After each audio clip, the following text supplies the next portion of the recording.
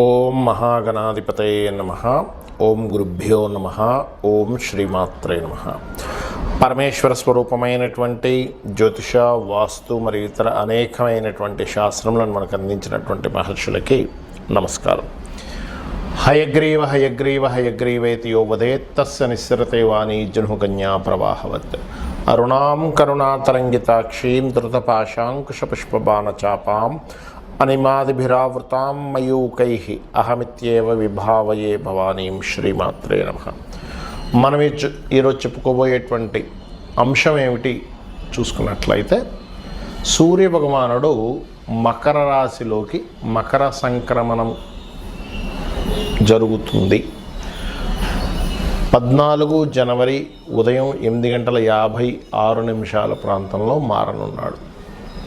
అయితే ఈ యొక్క మకర సంక్రమణంలో సూర్యభగవానుడు వెళ్ళేటప్పుడు ముఖ్యంగా ఆరోగ్య ప్రదాత మరియు పేరు ప్రఖ్యాతలు తెచ్చేటువంటి గ్రహము ఎంటర్ అయ్యేటప్పుడు ఈ సంచారం మూలంగా 12 లగ్నాల వారికి, లగ్నం తెలియని వారి రాశి వారికి ఏ విధమైనటువంటి మంచి ఫలితాలు రానున్నాయి, ఏ విషయాల పట్ల కించిత్ జాగ్రత్త వహించాలి, మరియు ఏ పరిహారం చేసుకోవాలి. ముఖ్యంగా మనకి సంక్రాంతి ఆ రోజు సంక్రమణం జరుగుతుంది కాబట్టి అందరూ కూడా వారి వారి యొక్క పితృదేవతలకి,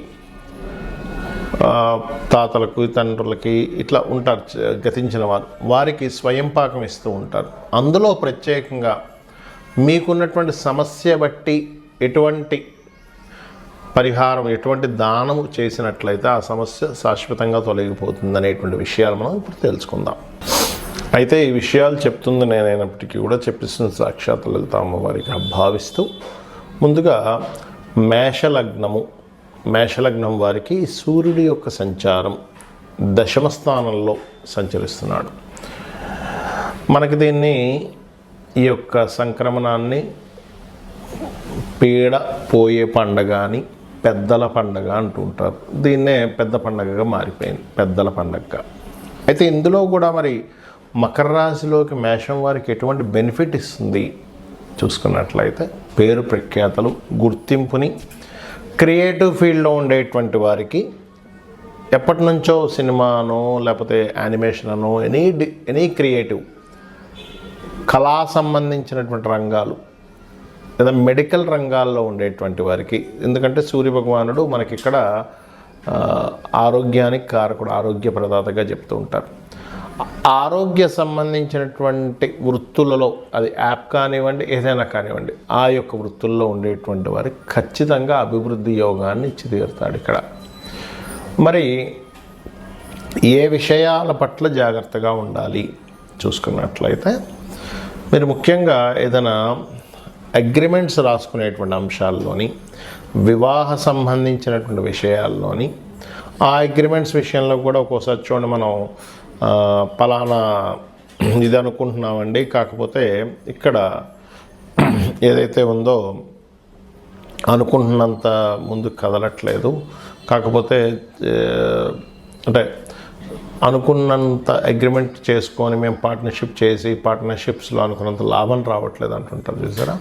కాబట్టి మీరు ఆ అగ్రిమెంట్ రాసుకునేటప్పుడు, అది వివాహ సంబంధించిన విషయం కావచ్చు, ఏదైనా కానివ్వండి, కాస్త జాగ్రత్తగా చూసుకోండి. అయితే సూర్యుడు దశమ కేంద్రంలో ఉన్నప్పుడు మంచి బలాన్ని పొందుతాడు. కావున ఖచ్చితంగా మీకు గుర్తింపు తెచ్చిపెట్టేటువంటి అంశాలు చాలా అవుతాయి, గుర్తుపెట్టుకోండి. ఇక మీరు చేయవలసినటువంటి దేవత ఆరాధన ఏమిటి? సహజంగానే మీకు పంచమాధిపతి మంత్రకారకుడు అవుతున్నాడు కాబట్టి ఆదిత్య హృదయ పఠనం చేసుకోవడం అన్ని విధాల ఉత్తమం. కాకపోతే ఇక్కడ మీకు ఈ యొక్క 4వ స్థానంలో, అంటే 3వ స్థానంలో, 4వ స్థానంలో సంచారం జరుగుతుంది కుజుడిది. కావున మీరు ఏం చేస్తారంటే, ఆ రోజు స్వయం పాకం ఇచ్చేటప్పుడు సూర్యుడితో పాటు, అంటే గోధుమలతో పాటు కందులు, కాస్త నువ్వులు కూడా ఇవ్వండి. ఇచ్చినట్లయితే మీకు రావాల్సిన పేరు ప్రఖ్యాతలు, అదేవిధంగా ఉద్యోగపరమైనటువంటి అభివృద్ధి, ఉద్యోగంలో ఎప్పటి నుంచో ప్రమోషన్స్ ఆగిపోయినటువంటి ప్రమోషన్స్ కాస్త ముందుకి కదలడము, ఎప్పుడు కూడా దేవతల యొక్క అనుగ్రహం ఎంత ముఖ్యమో పితృదేవతల యొక్క అనుగ్రహం కూడా అంతే ముఖ్యం, గుర్తుపెట్టుకోండి. ఇవి చేయండి. అదేవిధంగా ఏదైనా వస్త్రాలు ఇవ్వాలి అని అనుకుంటే ఆరెంజ్ కలర్ వస్త్రము కనుక మీరు దానంగా ఇచ్చినట్లయితే ఖచ్చితంగా బాగుంటుంది. మరియు గోశాలకు వెళ్ళి గోవులకి ఏదైనా తినిపించాలి అని అనుకుంటే క్యారెట్స్, బెల్లము, గోధుమ రవ్వ తినిపించండి. ఆ రోజు అన్ని విధాలా మీకు బాగుంటుంది. చాలామందికి జాతచక్రం ఉండదు, డేట్ ఆఫ్ బర్త్ ఉండదు, టైం ఉండదు, కానీ మేము ఏదో ఒకటి చేద్దాం అనుకుంటున్నాము. మరి పర్టికులర్గా తీసుకోవాల్సిన జాగ్రత్తలు కానీ ఏం తీసుకోవాలి అంటే, సహజ జాతక చక్రం అంటారంటే మీకు అందరూ కూడా ఇప్పుడు ఉండేటువంటి రవి సంక్రమణం దేని మీద ఎఫెక్ట్ ఎక్కువ చూపిస్తుంది. మకర రాశిలో దశమ కేంద్రంలో ఉన్నప్పుడు అందరూ జాతకం ఉన్నా లేకపోయినా ముఖ్యంగా తీసుకోవాల్సిన జాగ్రత్త అగ్రిమెంట్స్ ఒకటి, వివాహ సంబంధించిన విషయాలు ఒకటి, లాభ అంచనాలు వేసేటువంటి విషయంలో పర్ఫెక్ట్గా తీసుకునే జాగ్రత్తలు తీసుకోవాలి ఒకటి. అలాగే మరి జాతచక్రం లేదండి, నేనేం దానం ఇవ్వాలి, ప్రతి ఒక్కరు ఇవ్వాల్సిన దానం ఏమిటి అంటే మీ సమస్య బట్టి ఉంటుంది స్వయం పాకంతో ఇవ్వడం అనేది. ఇప్పుడు ఉదాహరణకి ఎప్పటి నుంచో ప్రమోషన్ కోసం ఎదురు చూస్తున్నారు కానీ అవ్వటం లేదు.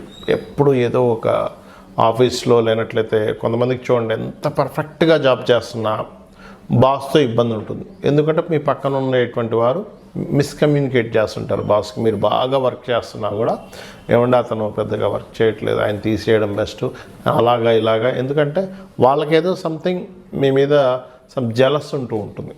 అంటే మీరు బాగా పని చేస్తున్నారనో లేకపోతే మీరు చేస్తున్నటువంటి దీనివల్ల వాళ్ళని తొక్కేసి మీరు పైకి వెళ్తారేమో అనేటువంటి ఒక జెలస్ రిలేటెడ్ సంబంధించిన కొంతమంది ఉంటారు.